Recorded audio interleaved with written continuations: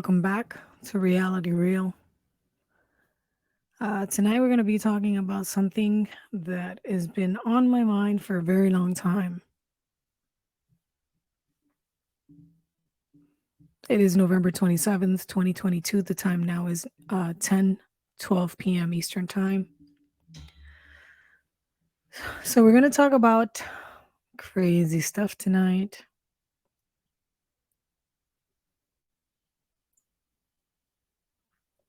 So, what is this crazy stuff we're talking about tonight? We're talking about how every single object, which is something I used to laugh at in the past, but as the years have gone by, I've realized that it's truth. And what am I talking about? I'm talking about things that we considered inanimate or objects that are not alive, the unliving, which is really a crazy thing to say about all the objects within the earth and the universe itself. Because again, if it's part of the process of expanding and growing and being nutritional for other things that are living, then you must assume that that which is nutritional must be alive, right? Vitamins, food, right? That would be fruits, vegetables, etc. So rocks. There are nutrients on the rocks, just like there are nutrients on the soil. In order for you to grow seeds, and seeds are alive, there must be something living or living within the soil. Now, I was sitting here thinking about this stuff and I'm like, whoa. Every time I think about this, it blows my mind. So, in the soil, you have minerals. And per conventional science, they state that the minerals are not alive. But then again, if they're not alive, then how can those minerals benefit the living? In order for something to be benefiting and nutritious for the living, it must be alive. It must be interacting on a living scale. So many conventional thinkers, scientists, say that minerals are not living. But this is what they say, which is really, really crazy. Although minerals are not alive, they grow. Okay. So how does a dead thing grow? As far as I understand it, anything that is dead ceases to exist and over time disappears. Right? Supposedly. Like your body. Once the energy within the body, which is energy within energy, right? Different types of frequencies. Once the soul, quote unquote, or the spirit is out of the body, then the body begins to deteriorate and die. Right? So they're saying that minerals are not alive, but they do grow, but not like living creatures. As trillions of atoms connect in regular three-dimensional patterns, each crystal starts out small and gets larger as more atoms are added. So this is a thing. Crystals, I know a lot of people in conventional science want to say that crystals are not living. So my question to those people is, okay, so if you go into a cave where there's crystals, why is it that a cave where there's crystal, there's a heat of upward of 100 degrees if it's not a living thing? It's radiating something, energy, heat, and anything that radiates energy and heat is a living object.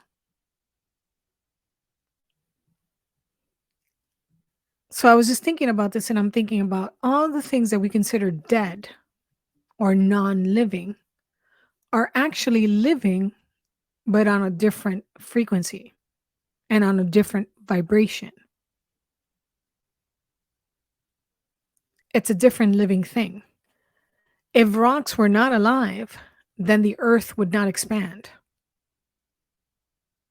and the trees would not grow and the grass would not grow and insects and parasites and germs would not exist.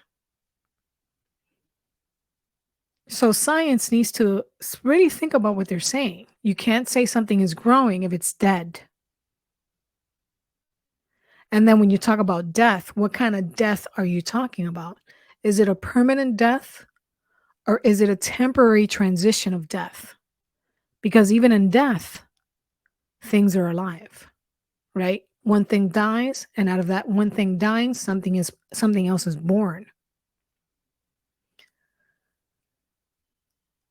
So we're I think that our scientific community has a lot to learn when it comes to what things are, what we are, and what the universe is, and what all other dimensions are, and all other living vibrations are.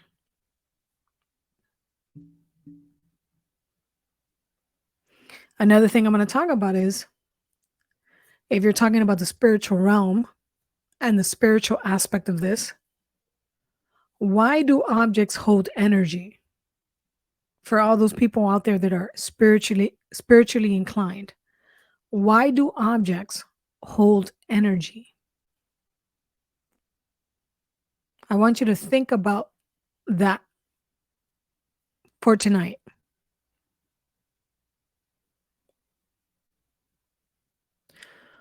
Why is it that when you eat something, for those let me talk to the people that are supposedly vegans or raw, that are into the raw culture and the raw lifestyle. Why is it that when you eat vegetables and fruits, you get all this energy in your body? You feel the energy in the body. And for those of you that are not really into the raw or the vegan lifestyle or that type of lifestyle, what do you feel when you eat chicken or beef?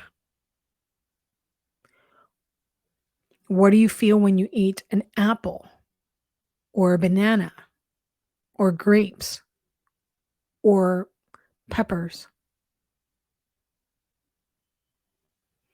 Analyze what you feel. Analyze how your body feels.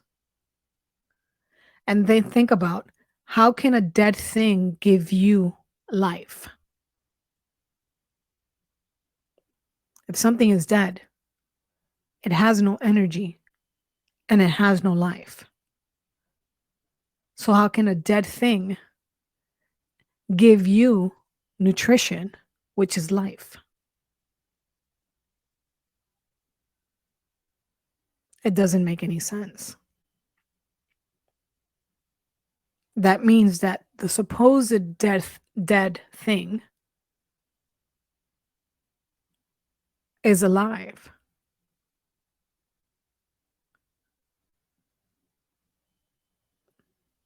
There's no other way to think about this. It is a living thing.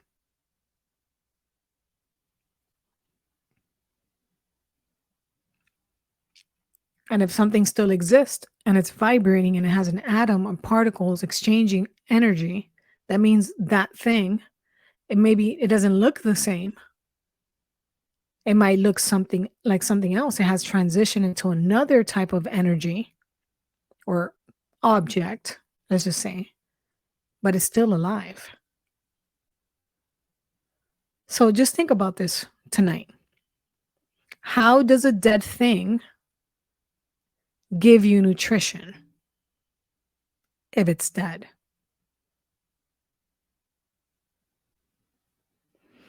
Okay. I just wanted to share that tonight.